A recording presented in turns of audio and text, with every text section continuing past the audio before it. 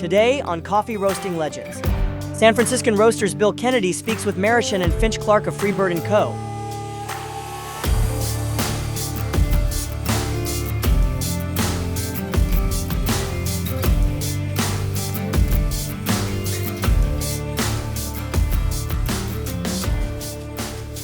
Welcome to the Roaster Legends podcast, and I want to introduce Freebird and Company, Marcia and Finch Clark, and talk about their story, how they got into roasting, and what their journey was, what their ups were, and what their downs were. And without further ado, let's just jump in and talk to you guys. Well, thanks, Bill. I'm Finch. This is Marechen Clark, and we worked corporate for most of our careers. Yeah. So we were working in financial services industry, and we actually met at work, working in Big HR, bank. human resources governance. So we were really thick in the corporate grind, to be honest, and that was a grind. I mean, we went through a period of time pre-COVID. We had to adjust to the COVID period where everything went virtual. Yeah, I think about it, it's funny to me because what was the most successful part of our lives at that point in time were our careers in corporate America. I was a single mom, so we both had made many different mistakes. You've been married previously. So it's funny to think about it now that when, we first met, it was in a boardroom and a little bit about a disagreement about an employee. Yeah, that's true. It's really funny. And then, It's funny that you guys started a relationship, yeah, in the HR department of all places, right? yeah. And then we met in person at a charity event for an organization that's actually near and dear to our hearts called Orchard Place for children with behavioral or mental health adversities. And when we met in person, we were like, oh, okay, maybe I like you. Well, that's about it. Which totally Yeah. upset our whole world, Yeah, Sure. part of kind of even the coffee story. It's just you think you have certain things figured out, and the one thing we thought we had figured out were careers. And turns out that when we got together and we started to talk about what was important to us and to what we wanted in this next phase of our lives was more legacy and purpose driven and not being owned by corporate America. yes, we had a choice to make, didn't we? Yeah, go on, Bill. Well, I was gonna say, it's some people just decide, hey, I'm gonna go on a coffee, but it sounds like you guys were a lot more intentional about, what direction you wanted to go in.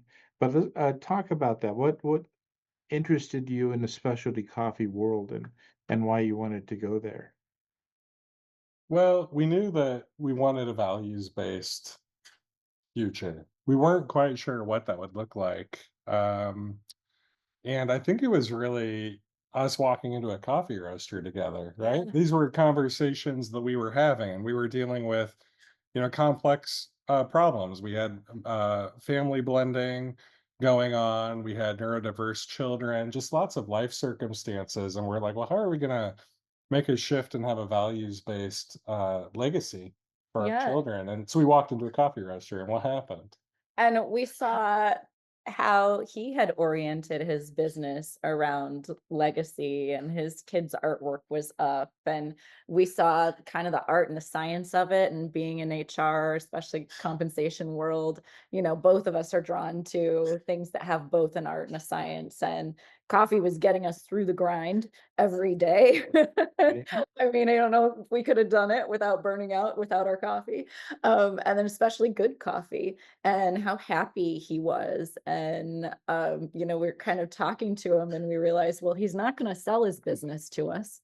So maybe that means that We that got to this is start one. something we need Yeah. to start. Yeah. And it was just it was kind of a light bulb moment, but we didn't really know. I mean, you've been talking about this roaster and that I needed to go in and see it. And I was like, well, that's great because we'd been talking about what are we going to do for family legacy, but it felt like such a pipe dream, Yeah. like something we couldn't really make happen. But the more we looked into it, the more we found that it was very feasible and we were passionate about, the coffee and the process and the purpose of helping people wake up, stay in the grind, but also, follow their own courage and passions. There was something about it though, like working in corporate and working in a virtual working world where we walked into a roaster and we smelled the beans, Yes, so right? tactical, like, There, it's like getting into the earth a little bit when you walk into it, and the people were there, they were talking, there was community. It just felt so human and natural, and really spoke to us in a way that I think we were missing.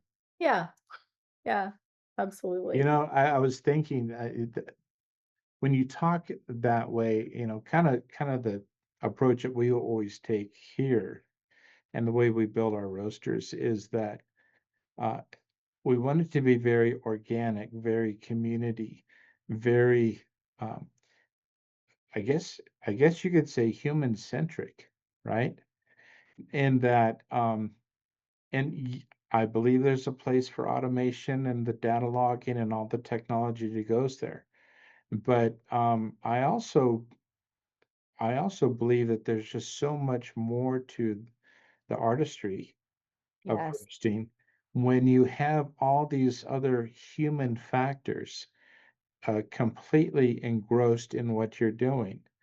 You know, um, again, I always joke about the person who's looking at a computer screen sitting behind the roaster and watching, again, the world's slowest video game of the red line on top of the blue line, Yeah. right? no, I love hand drawing my red line, like, Yeah, and Yeah. using my ears and my sense of smell and my eyes, and like that is the beauty of the San Franciscan too. Like that's why we love our machine so much, because you really do have to kind of harmonize together to make sure that you can draw out the most amazing flavors and the best aromas from those, high quality, expensive beans you're buying. You want to make sure that they actually get through that process and become the best thing that they can be. And it's so much fun.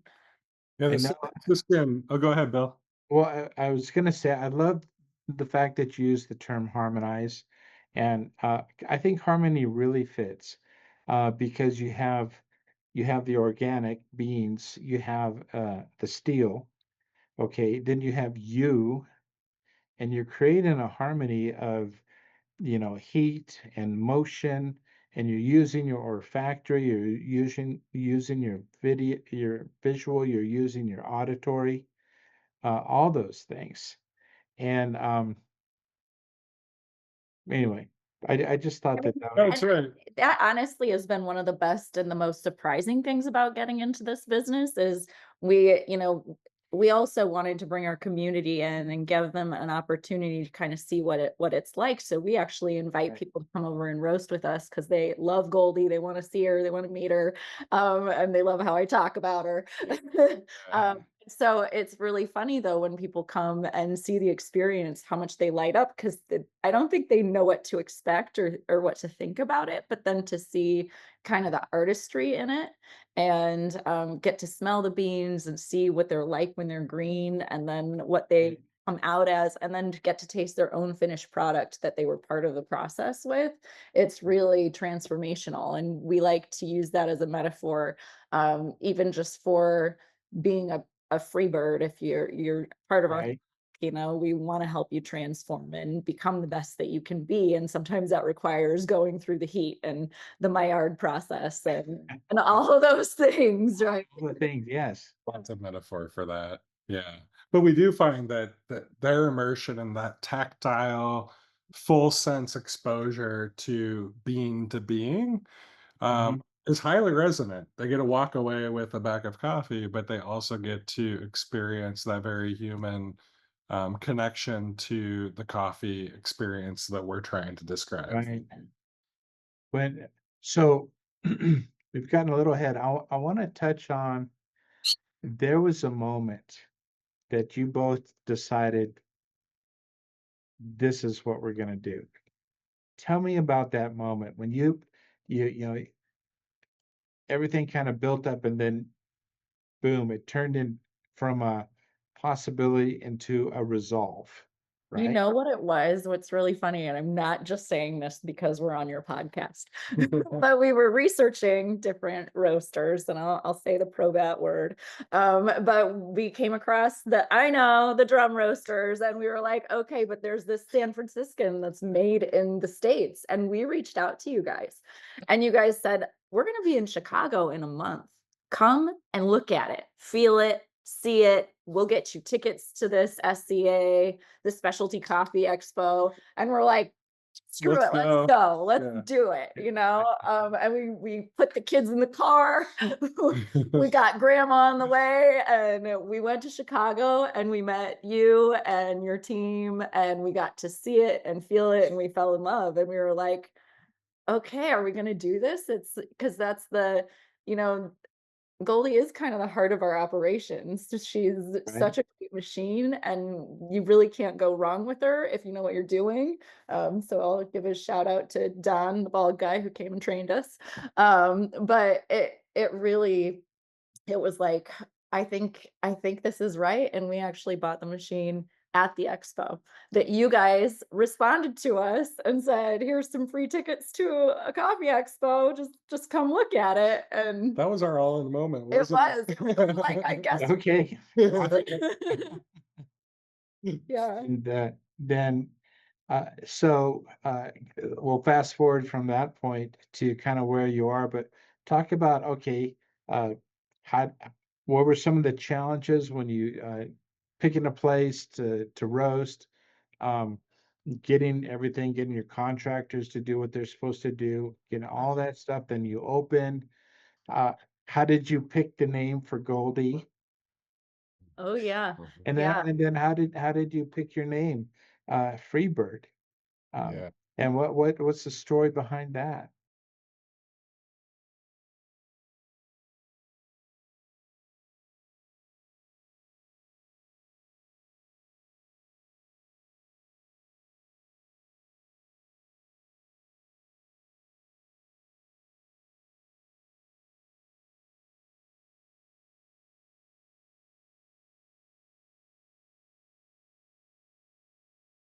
I bet a lot of people are Yeah, asking these questions right now, and we really found connection in the coffee making experience. Just our Yeah. approach to make. Go ahead. And for me Yeah. personally, I kind of came to a crossroads of, I mean, I think you were facing like a burnout moment, Yeah. and we were trying to figure out, well, what's going to be right for you, and how can we connect to our purpose, and what organization is that going to be, and Orchard Place and children and mental health. And then for me personally, I was going through this phase with my company where I had been a single mom who got to work remote for over 13 years, got a promotion every 2 years, did very well, but they were walking back COVID era changes. And so even though I'd been remote pre-COVID, they were saying to me, you don't got to be remote anymore. We don't care, even if you had been before. And I was like, that really doesn't work for me. And I have attention deficit disorder too. So I had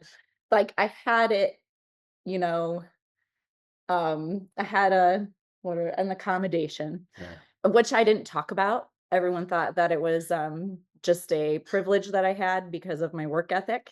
And then all of a sudden I found myself having to share that I had attention deficit with corporate America. And I didn't feel like that was their right to know. I felt like my performance had proven itself. I really hated feeling like I had to hide that part of me. And then when I shared that part of me, feeling like it changed how people interacted with me, whether it did or not. That was a psychological imprisonment, probably of my own.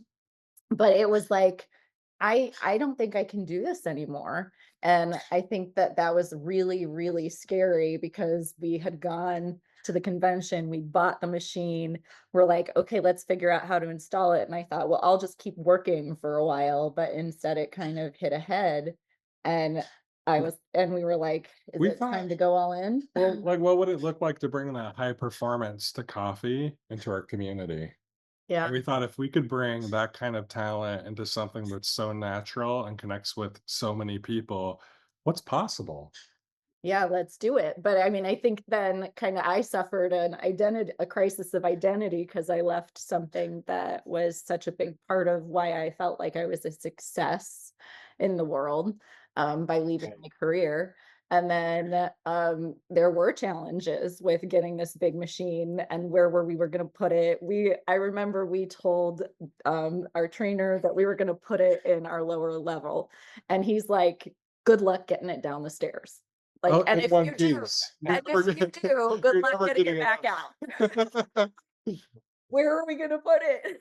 Yeah. So, like so many small roasters, we redid the garage and it has turned into a true business, and it's beautiful what it's come out as, but it was a lot of blood, sweat, and tears. And now Right. our employees and all of our garage stuff need to find Yeah, places. it's not a garage anymore, it's a No. roastery. It's a Yeah.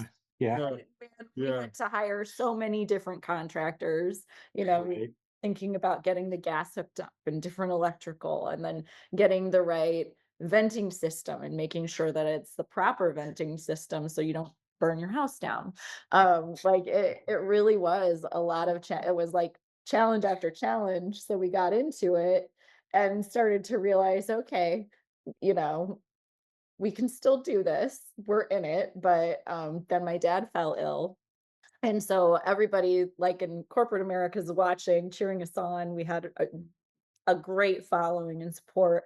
And then all of a sudden, it was like we just time stood still for everyone, and everything kind of dropped, because I had to shift focus. And you were employed yeah, in a children's mental and behavioral health organization, yeah. and it was like, okay, so we didn't start in June, and we weren't ready to sell beans in August like we thought we were. It was It more took us like till October. January. Yeah, Took so much longer than expected. yeah. But San Franciscan, I mean, you guys, Bill, you and your team, you helped us along the way. That was really awesome. I mean, we had schematics, we kind of had a point of direction, but we had people we could talk to help build our roastery and get operational. And we wanted a different color. But that didn't work out. We called you and harassed you about it, and we're like, that guy probably thinks we're horrible. And it's so funny because Finch, like, is kind of named after the goldfinch, right? So then we're like, well, maybe gold really was perfect, the perfect color. And so we call her Goldie for a couple of reasons, from Freebird, freeing ourselves from corporate America and being free, to the goldfinch being an inspiration for that, to Goldilocks, because she'll help you find the Right. right fit, the right coffee for you. Make sure it's just right, not too bold, not, whatever you like. So She's become a legend for she sure. has, yeah. Yeah. Yeah. Oh, that no, I love that. With what describe for everybody, what does your operation look like? What is your focus? Retail, wholesale only? What is the direction you want to go in? What are some benchmarks that you're looking for before you take that next step? What does your future look like? That's a great question. I think originally we were going to be focused mostly on wholesale, and we have some wholesale clients, and I love that because it gives us a lot of flexibility, and a little bit of stability. And then, but what we're finding is we're really loving this connection with our kind of retail clients, with our community, with the people who are like, hey, we love what you did. We love that you support kids with mental and behavioral health issues. It's a real epidemic right now. And, they usually have a story of their own and connect with us and understand why we wanted to build, a legacy for our four kids that If they choose to be a part of the business, that's awesome. If they choose not to, that's fine. We've dealt with, we have a high functioning autistic child. We've dealt with ODD, ADD, like you name it. But we wanted to really like give them an opportunity to not have to go into corporate America if they didn't want to. And I mean, a big shout out to corporate America for being the reason that we could fund this dream for ourselves. But what we've loved is connecting with the customers and hearing their stories. And I mean, we got our first customer who didn't know us, and he's a household name. We're like, he probably doesn't even know this. But we're like, well, what would Ronnie Weedman do? We're like, he would buy Freebird coffee. Like it's kind of a motto and a sign of hope for us when we're talking about him. So I feel like that's been the unexpected, is like The community is doing, kind of driving the model. yeah, Like doing the people are, deliveries and the yeah. person to person, and the support from people that you don't even know, or the people that you do know but you haven't interacted with in a long time. And then all of a sudden, I mean, even just getting orders from across the country from our old colleagues is really Okay, yes. Mhm. yeah. So tell me what your day looks like then. You go into the roastery and turn on the lights and what? And my mornings with Goldie, I just actually recently did a post about that. Um, Okay. I usually make sure that my green beans are moved from the office into the roastery, because that's where we like to store them in the office to keep them fresh, and figure out what I'm running low on, and what my orders are for the day or that are coming up. A lot of times we kind of do a unique thing where we buy different micro lots, and then we'll let people pick a different country if they want to try a single origin bean. But that means that I have to kind of do a small batch roast individually as Right. it's ordered. So that's always kind of fun too. And just making sure that I have access to those beans and turning Goldie on, firing her up, and figuring out, which roast to do first. I usually like to do my late roasts first and then head into my dark roasts. But And it's we're early into it. So when we've got a new local customer, we really like to package it up, throw some swag in there for Freebird and hand deliver it, and Yeah. make that connection with the people in our community that love coffee. And that's our That's favorite really thing to fun. do. I mean, we did almost get eaten by a German Shepherd. Just kidding. We used to have a German Shepherd, so we were excited when one of our new customers, Joe, ordered from us, and we went all out to his small town to deliver the coffee, and we got quite a big greeting. But it's so fun to see people's faces when they're like, "You you came out here to deliver this to me, and Yeah. you gave me a golf ball, or you Yeah. gave me a magnet?" And it's like, yeah, we're so excited about this, and we love that you're supporting us. So I'm glad you mentioned that because so many people that do wholesale, just like you said, um, it's like they bring the coffee house experience to the clients on their deliveries. I love the fact that you include the swag. It's an expression of hospitality, but it's also an expression of gratitude. We are thanking you. We want to give you this because we so appreciate you. I think that customer appreciation is lost a lot of times. yes, And yeah. honestly, it seems like in our culture, we're becoming more and more addicted to devices, and we're more and more at home and not out and about. And I think that people just really long for that human connection, We honestly. want to bring that sort of sensual, tactile experience to people's front door. Hmm. And say, hey, there's more to this coffee. There's a relationship, there's a community around us. There are things that we're for together. And we want to have those conversations. And so that P2P model has really made sense for us. Yeah, and it's even developed kind of a mission statement for us, which is live authentically, connect deeply, and thrive together. And we feel like that is what we want to live with this. And in order to do it, you do have to get out there and talk to your community and say, hey, not only are we grateful that you ordered, if you ever want to come roast with us or whatever feedback you have, we'll take it. We'd Mhm. love that, be a part of this with us and, tell us your story so that we can, further in this journey together. But we've seen the same thing, and we really want to teach our kids, that it's important to connect with their community too, and that it's okay to ask for help, not just from a bot, but from a human being. Right, right. Yeah. Well, bots are handy, but they are so impersonal.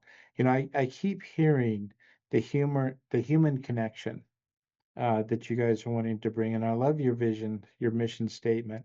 And I was wondering if you wouldn't mind repeating that and then breaking it down a little bit. What do you mean by being authentic? And what does it look like to make those connections? That sort of thing, if you don't mind. I think live authentically is really important to us, because that is kind of that part of us that for both of us to be successful in corporate America, we had to compartmentalize a part of, our neurodiversity or the way that we think or the way that we function, or even maybe not be very honest about anxiety and depression and some of those things that everybody deals with. It doesn't matter what kind of person you are, all of us have mental health to deal with. And so we're talking about like when we left and just feeling free to be ourselves and actually get to talk about, our challenges and our struggles, but also that makes us unique. Like some of what we love so much about Stella, our 10-year-old, is that she is going to tell you what she sees, how it is, and ask you questions. And it can be very uncomfortable. But also, like, she notices everything in the room and she helps you get your house put together, man, because she's Right, right. sure that it's organized, right? So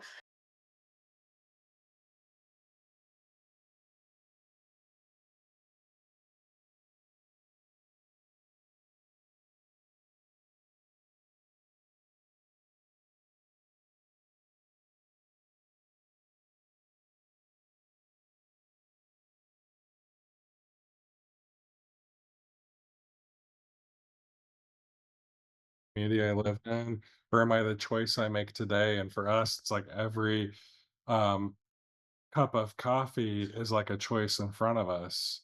Doesn't Mhm. matter, where we've come from, the mistakes we've made, the dreams we have. Like today, we can make a new choice, and that feels very true to us. That feels very close to freedom, and that feels very respectful about who we are as people and why we're here. yeah, and we were talking about, like, my dad did pass in November, but when he I'm was sorry. younger, thank you, it was really hard. When he was younger, he was told he was stupid. There was no such thing as, like, Mhm. they didn't really label anything, so he was labeled stupid, and, I mean, he ended up being an HR professional and doing very well with his life, but along the way, he always said to me, Marcy, there's always a lot of different solutions. And as long as you pick one and you go with it, you don't have to stay with it. If it's not right, you can pick a different choice. You can make a different choice, find a different solution, but you got to keep going. And you can learn from whatever choice you made. And people may think it's stupid, you might fail, but we all grow from that. And we kind of talked about how that really was a freedom, like a free way of thinking and bringing that legacy forward and showing people that, you don't have to be imprisoned to a label or a corporation or um, even a choice that you've made that maybe isn't right. There's always a hope out there. When we go into schools and we talk about entrepreneurship with the schools in town, we talk about how each person, each child in that class is authentically able, they're whole, they're resourceful, they can choose what they want to do. And it's really important to ask for help. And what some of our favorite parts of those conversations are, look around the room, like if you need this, if you're starting a business and you need this, who in class is really good at it? And they'll kind of shout out some names and really celebrate who in the room has different unique strengths. And we just know with our experience and even in starting this roastery, like asking for help is really important. We know we can do what we can do from our place of authenticity, and we know that there's Right. the people that can do things we can't do, and staying sensitive to that and humble to that seems to go a long way. And so I think that kind of gets to, well, what is connecting deeply? Yeah. Yeah. Go ahead. So Finch, you mentioned, that basically the empathy that goes into the whole coffee business, and that sitting in front of a cup of coffee is it can be a very contemplative moment. And um well, frankly, if the coffee is good, Yeah. it's going to be a good contemplative moment. Yes. That old saying, you can drink for pleasure or you can drink for effect. And I think too many people drink for effect. They need the buzz to get the day going. But when you can, well, That's our bird. I'm gonna let him out. oh, okay, all right, You have to edit this part out, Bill. yeah, it's so funny. Yeah. And but anyway, being able to do that, I love your outreach. I love the fact that you build community with your B2B clientele. Um, I mean, I kept thinking, this sounds like you're bringing the community coffee house to, so there you went. Right. Yep. The community coffee house to your wholesale clients, right? And you're bringing that little joy. I mean, coffee is always called the simple pleasure. And I tell this story every now and again. I had a fellow who worked for us long time ago, but when he told me a story when he was a kid. Um, an older couple had him do some yard work around the house, and they didn't have a lot of money. And so at the end of the day, they had a few. The fella said, "Hey, I have some silver dollars. Can I pay you in silver dollars?" And he said, "Well, sure." And so he got 2 or 3 silver dollars, whatever. But then he also noticed that the gentleman had a silver dollar on his keychain, little hole drilled on it. And he said, "Oh, look, you have a silver dollar on your keychain." And held it up. He says, "That way I know I always have enough money for a cup of coffee." Oh, I love I said, that. I mean, see how deep coffee goes into basically our our human experience, at least here in this country, but now globally, right? And to be able to do that and make it a good pleasure, simple pleasure, the type of thing that someone is always, no matter what the circumstances, a cup of coffee is going to be something you're just not going to give up, right? Yeah, Yeah. there's something so existential about that, like the ritual of holding the cup. And I think you're onto it. Some people, and I don't remember the language you use, Bill, but some people are just doing that, to get their caffeine fix, and others are really entering into a state of contemplation and reflection. And I think that that's really the true value in great coffee. And once we got the San Franciscan roaster, and we were able to make great coffee, like that experience really came to life, right? Because we go to the SCA and we, try lots of vendors' coffee, and we're like, well, that's good coffee, and we're building our palate and our awareness of great coffee, and then Marcy pulls out a roast, and it's great coffee. So the ritual and great coffee, it really helps.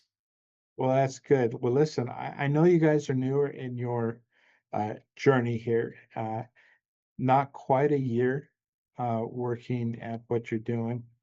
Um, I think it would be great to touch base with you in a year I and love see that. I mean, we'd love the Yeah. opportunity. and kind of, hey, what did the last year look like?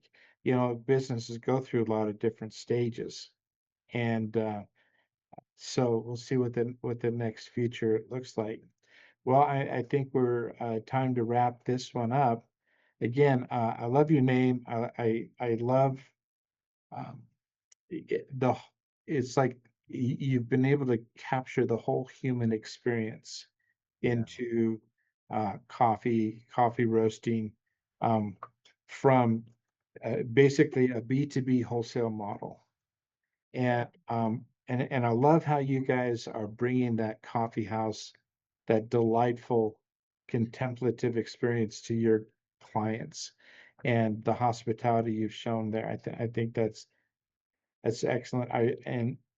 Well, I think we are much alike in our vision and how we want to move forward with uh, providing great service to our clients. Yeah. Uh, any last words you'd like to say, add to our conversation before we sign off? Really thankful for this experience. It was fun to sit down and think about, our beginning and and our purpose and kind of get regrounded. And we did that with our branding team, which is Avidity. They're a local business and they're fantastic too. But that was at the beginning of this process a year ago. So this was really helpful for us, and it's really fun to kind of go through the journey again, and all the ups and downs, but see how very worth it it's all been. Yeah, we're Thank you. truly grateful, Bill. We Thanks are. for this time and taking interest to have this conversation with us. Well, the feelings are mutual, and thank you for sharing your experience, and I hope that others hear of it, get encouraged, and feel like they can make that jump from corporate to uh, the entrepreneurial coffee roaster. So again, with Freebird Coffee and Company with Finch and Marechen Clark, and where you guys? You're in Norwalk, Norwalk, Iowa. Norwalk. Oh my, Norwalk. Norwalk, Iowa. Yep. Okay. Well, Close to Des Moines.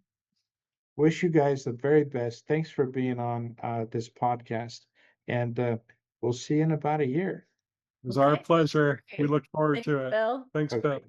Okay. Bye.